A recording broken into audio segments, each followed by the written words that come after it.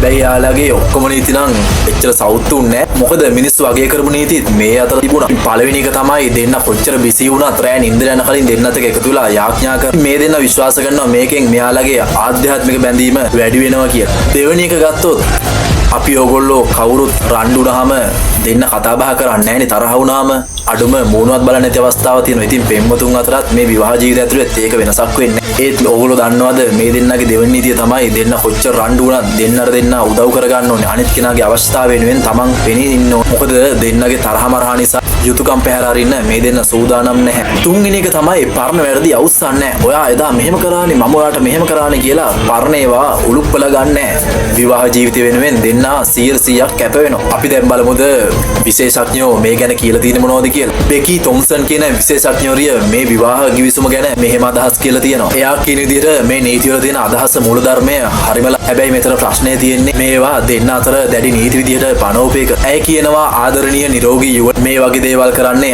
ආදරය නිසා ඇතිවන ස්වභාවික අවබෝධයෙන් කියලා. ඒත් මේ දෙන්න මේවා කොන්දේසි නීතිමාලා විදිහට දාගෙන මේක හරියට ආදර සම්බන්ධතාවයකටත් වඩා රාජකාරියක් ඉටු කිරීම වගේ කියලා මෙයා කියන. ඒ වගේම අර මත්පැන් නීතිය ගැන ඇය කියන්නේ. ඒකෙන් ඒ දෙන්නගේ සම්බන්ධතාවය ඇතුළේ තියෙන යම්කිසි දෝෂයක්. එහෙම නැත්නම් අනාරක්ෂිත බවක් එළියට පේනවා කියලා. අවුරුදු 34ක වයස් පරතරයක් එක් මේ වගේ සුඛෝභෝගී ලේක් හවුස් එකක ඉන්නකොට මිනිස්සුන්ගේ කටවල් වහන්න ඒ දෙන්නට බෑනේ. ගොඩක් අය කෙලින්ම කිව්වේ මේක සල්ලි වල කරපු විවාහයක්. ඕගොල්ලෝ දන්නවද මේ වීඩියෝ වලට එක්කෙනෙක් කමෙන්ට් කරලා තිබුණා මටත් දැන් රස්සා කරලා එපා වෙලා තියෙන්නේ. මාත් මේ වගේ වයසක මහල්ලෙක් බැඳගෙන එයාගේ නීති වලට යටත් වෙලා සැපවත් ජීවිතයක් ගත කරනවා කියලා. හැබැයි මේ කිසිම විවේචනයකින් මේ දෙන්නව නම් වටන්න හම්බුන්නේ නැහැ. ඔය විවේචන කරන හැමෝටම මේගොල්ලෝ දුන්නේ එක උත්තරයයි.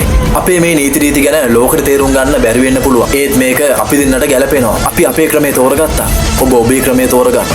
මේගොල්ලෝ කිව්වේ මේක තමයි. මේ වීඩියෝ එක බලන ඔයා මොකද හිතන්නේ? මේ වගේ වයසක මිනිස්සෙක් බැඳගෙන නීති වලට යටත් වෙලා ජීවත් වෙන එක ආදරේද? එහෙම නැත්නම් හුදෙක් ගිවිසුමක් විතර? විශේෂයෙන් අර මත්පැන් බොන තහනම් කරපු නීතිය ගැන ඔයා මොකද හිතන්නේ? පහලින් කමෙන්ට් කරන්න අමතක කරන්න එපා. වීඩියෝ එකට කැමති නම් ලයික් කරන්න, ඔයාගේ යාළුවන්ට බලන්න මේක ෂෙයා කරන්න. අපේ channel එක subscribe කරන්න. අද හෙට හමු වෙනකන් good luck.